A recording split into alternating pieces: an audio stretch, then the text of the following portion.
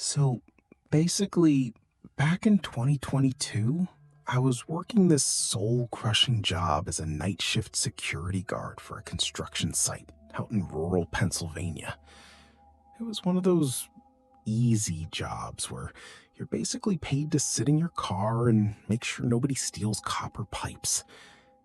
It was 3:14 a.m. and I was sitting in my 2014 Civic, the engine idling just enough to keep the heater going because it was freezing. Like, see your breath in the car freezing.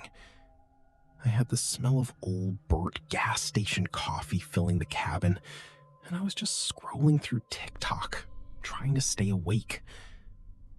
Honestly, the most exciting thing that usually happened was a stray cat tripping a motion light.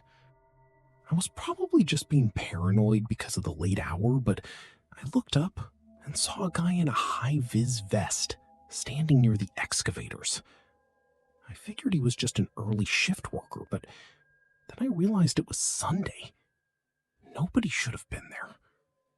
I got out of the car, and the gravel crunched so loud under my boots it felt like a gunshot in the silence.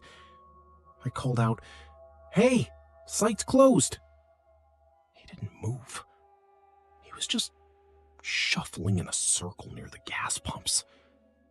I started walking toward him, but my stomach dropped. He wasn't wearing a hard hat, and his vest looked like it was from the 70s, totally faded and dirty. When I got within 20 feet, he stopped shuffling and just looked at me. He had this creepy, wide smile that didn't reach his eyes. He didn't say a word, he just started pointing at the ground. I told myself he was probably just some high or confused local, but then he started walking toward me. Fast. Not running, but like a power walk that was way too smooth. I bolted back to the car, fumbling with my keys. I swear my fingers felt like sausages. I got the door locked just as he reached the window. He didn't try to break in, he just pressed his face against the glass and kept that same terrifying smile. I threw the car into reverse and peeled out of there, throwing gravel everywhere.